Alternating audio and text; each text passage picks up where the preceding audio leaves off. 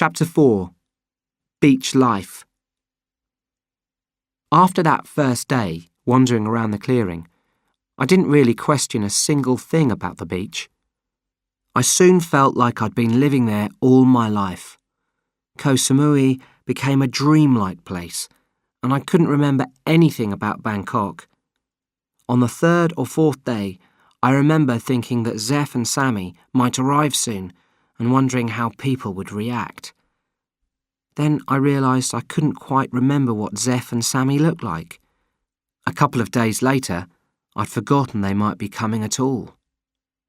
Routines developed quickly.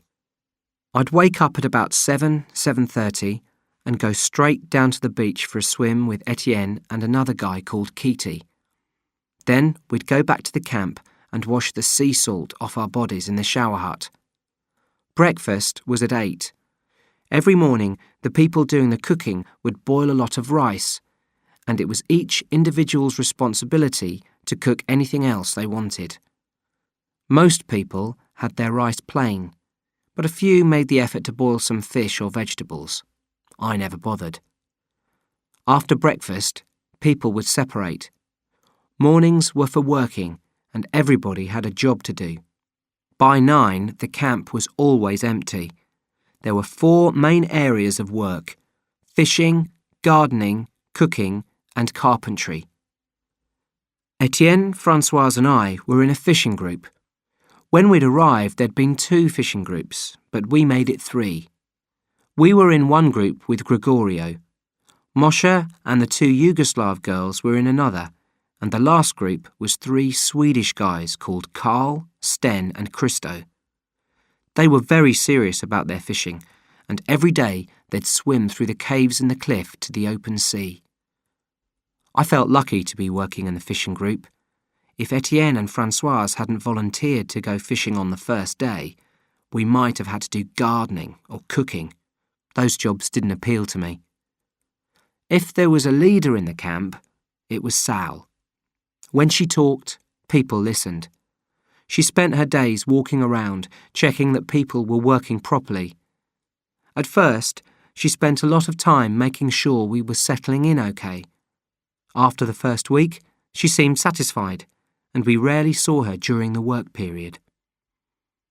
The only person who didn't have a clear job was Jed. He spent his days alone and was usually the first person to leave in the mornings and the last person to come back. Keaty said that Jed spent a lot of time near the waterfall and above the cliffs. Sometimes he would disappear and spend the night somewhere on the island. When he came back, he usually had some fresh dope, obviously taken from the dope fields. At about 2:30, people would start coming back to camp. The cooks and fishers would always be first so they could start preparing the fish. Then the gardeners would arrive with their vegetables and fruit, and by 3, the clearing would be full again. Breakfast and dinner were the only meals of the day. Dinner was at 4 o'clock, and people usually went to bed about 9. There wasn't much to do after dark, apart from getting stoned.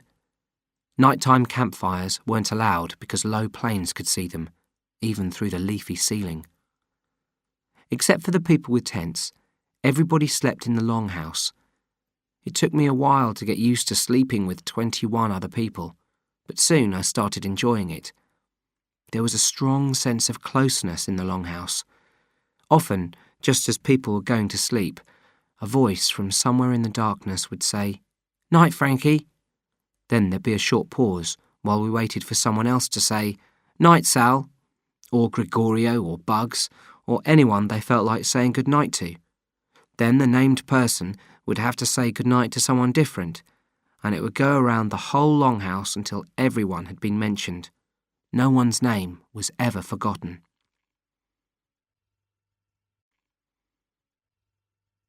On the morning of my 4th Sunday, everyone from the camp was down on the beach. Nobody worked on Sundays. The tide was out, so there was a large area of sand between the trees and the sea. Sal had organised a huge game of football. Nearly everyone was playing, but not me and Keaty. We were sitting on a rock chatting. After a while, I stood up.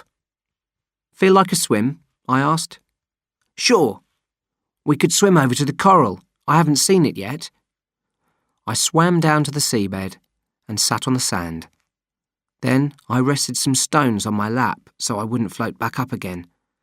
Through my mask, I could see the brightly coloured coral all around me in the hot tropical waters. I looked up and saw Keaty's legs above me. He was sitting on a rock and had attracted the attention of a little blue fish. It was mainly interested in biting his ankles. I rolled the stones off my lap and let myself float up to the surface. I pinched Keaty's ankle as I passed, using my fingernails like a row of teeth. "Ow! What did you do that for?" said Keaty. "There was this little fish," I laughed. "I thought it was a shark." "There are sharks here?" I asked in surprise. "Millions." He pointed out to the open sea. I pulled myself out of the water and sat next to Keaty on the rock. He started rolling a joint. "How long have you been here?" I said. 2 years. I met Sal in Chiang Mai and we got friendly. We travelled around Thailand a bit together. Then she told me about this place and brought me here." "Tell me about Mr. Duck, Daffy. No one talks about him." "Yeah, people were shocked when they'd heard he'd died," Keaty said. "I didn't really know him. He was a bit distant, to me anyway. I mean, I knew who he was, but we didn't talk much." "So, who was he?" Keaty looked surprised. "You don't know anything, do you, Rich? Haven't you seen the tree yet? The tree by the waterfall? You've been here just over a month." I don't think so." "Man," Keaty smiled. "I'll take you there tomorrow. Then you'll see." "Okay," I said, as he disappeared underwater. That night, just as the light was starting to fade, we were given our seashell necklaces. Sal and her boyfriend Bugs wandered over to where we were sitting and gave them to us. The necklaces were important to me. However friendly everyone was, Etienne, Francoise and I were the only ones without them. Now we'd got them, I felt we'd been officially accepted. I slipped the necklace over my head. "Well, thanks a lot, Sal." "Thank Bugs. He made yours." "Okay, thanks, Bugs. It's a really nice necklace." He nodded, then began walking back to the longhouse. I couldn't make up my mind about Bugs. It was weird, because he was exactly the kind of guy I usually make friends with. But there was something about him that I didn't like. My suntan was progressing well. The sky had been mainly cloudy over the first few days, but now I was getting as brown as I'd ever been. "Cool," I said the next day when we were fishing, noticing how dark my skin was. Etienne looked round. "What is it?" "Just my suntan. I'm getting really brown." Etienne nodded. "I thought maybe you were thinking of this place." "The beach?" "You said cool, so I thought you were thinking how good it is here." "Oh, well, I often think that. I mean, it was worth the trouble, wasn't it? After that long swim and the dope fields. You fish, swim, eat, lie around, and everyone's so friendly. It's such a simple life. If I could stop the world and restart life, put the clock back, I think I'd restart it like this. For everyone, you know what I mean?" Etienne nodded. "All these thoughts are the same as mine, the same as everybody's." I got out of the water and checked my watch. It was exactly midday.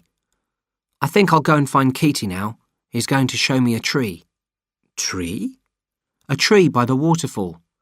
Tell the others where I've gone. See you later." Since arriving at the beach, I'd only been to the waterfall a couple of times and never on my own.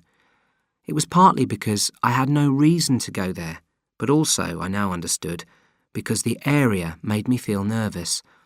It represented a link between the beach and the outside world, the world I'd nearly forgotten. I found Keaty near the vegetable garden where he worked. "Hey," he said when he saw me. "What are you doing here?" "You were going to show me a tree. I left work early." "Right, I forgot. Let's go." It was a tree about 20 metres high to the right of the pool. I'd noticed it before when I'd been wondering how to get down from the top of the waterfall. Keaty showed me the marks cut into one side of the trunk. 3 names and 4 numbers. Bugs, Sylvester and Daffy. The numbers were all zeros. Sylvester, another name from a children's film like Bugs Bunny and Daffy Duck. "Who's Sylvester in the camp?" I asked Keaty. "Salvester." "Oh, so Sylvester is Sal, right?" He nodded. "So they were the first people here?" "The first. 1989. The 3 of them hired a boat from Koh Phangan." "They knew about this place already, or—" "Depends who you talk to. Bugs said he'd heard about a hidden lagoon from some fishermen on Koh Palui, but Daffy used to say they found the place by chance." "By chance?" "Yeah, that's what he said. They didn't start the camp until 1990. They spent the second half of 89 going round India, then came back to Koh Phangan at the end of the year. They saw that Koh Phangan was becoming as spoilt as Koh Samui, and they wanted to stay somewhere completely unspoilt, especially Daffy. They really knew what they were doing. They'd organised most things in the camp by the time Sal brought me here, which was, 93. "So, when you came, were there as many people as now?" "More or less, apart from the Swedes and Jed." I looked back at the tree. "And the zeros, what do they mean?" Keaty smiled. "That was Daffy's idea. It's a date." "A date? The date of what?" "The date they first arrived." "I thought that was 89. "It was," Keaty touched the tree, "but Daffy used to call it year 0. We started walking back towards the camp, and I thought about what Keaty had told me. The more I thought about it, the more I liked the idea of what Sal, Bugs and Daffy had done. From Keaty's words, I pictured the scene. January 1990. Maybe New Year's Eve, Koh Phangan. Daffy, Bugs and Sal talking as the sun starts coming up. Sal's found a boat to hire. Bugs has some tools in his backpack. Daffy's got a sack of rice and perhaps some bars of chocolate. By 7 that morning, they're walking down the beach. They don't look back, they just get into their boat and sail for the hidden paradise they'd found a year before. I found myself wishing I could meet Mr. Duck again. I wanted to shake him by the hand. As we passed the kitchen hut, Keaty and I looked in to say hello to the guy who was the main cook. His face was an angry red and shining with sweat. "What's wrong?" I asked. "The rice," he said, marching out of the kitchen hut to one of the huts used for storing food. We followed behind. "There," he said, pointing to 3 empty sacks and 2 full ones. "What's the problem?" said Keaty. The guy tore open the top of the nearest full sack and rice poured out, black and green, completely rotten. I covered my nose and mouth to block the terrible smell. "Oh, that's horrible!" The guy pointed up to the roof. "It leaked?" I asked. He nodded, too angry to speak, then marched back to his cooking. "Well," said Keaty as we walked back to his tent, "it isn't all bad news about the rice. You should be glad, Rich." "Why?" "No more rice means a rice run. You can get some more cigarettes." In the tent, Keaty lay on his back, smoking one of my last cigarettes. "I think," he said, "there are 2 main reasons why people don't like doing the rice run. Number 1, it's a complete nuisance. Number 2, it means visiting the world." The world? I asked. The world. It's another daffy thing. The world is everything outside the beach. So what happens on the rice run? A couple of people take the boat and go to Koh Phangan. Then they buy some rice and come back here. We've got a boat? I asked. Of course. Not all of us are such good swimmers as you, Rich. I didn't realise. I didn't think about that. Well, a quick trip to Koh Phangan doesn't sound too bad. Yeah. Now Keaty was grinning. But you haven't seen the boat yet. An hour later, the entire camp sat in a circle.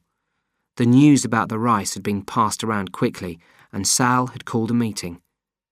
Keaty was sitting next to me. I bet Jed volunteers, he whispered. He loves doing special duties. I was going to reply when Sal clapped her hands and stood up. Okay, she said. As everyone knows, we've got a problem. We thought we had another 7 weeks of rice, but we've only got enough for 2 days. Now, this isn't a major crisis. Nobody's going to starve to death, but it is a minor one. Sal paused. Well, you know what I'm going to say next. We need to go on a rice run. So, who's volunteering? Jed put up his hand immediately. What did I tell you? Whispered Keaty. Thank you, Jed. So, okay, that's one. Who else? Sal looked around. Most people were looking at the ground. Come on, we all know Jed can't do it alone. Just as when I jumped from the waterfall, I only realised what I was doing after I'd started doing it. I put my hand up. Sal noticed, then glanced at Bugs. Out of the corner of my eye, I saw him nod.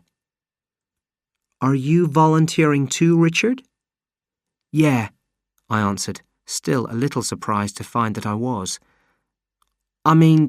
Yeah, I'm volunteering. Sal smiled. Good. That's decided then. You'll leave tomorrow morning. There wasn't much preparation to be done. All we needed was money and the clothes on our backs, and Sal produced the money. I spent the rest of the afternoon trying to explain to Keaty, Etienne and Francoise why I'd volunteered. I hope you are not bored with life here, Francoise said as we chatted outside the longhouse entrance. I laughed. No, I just thought it might be interesting. Anyway, I haven't seen Koh Phangan yet. Good.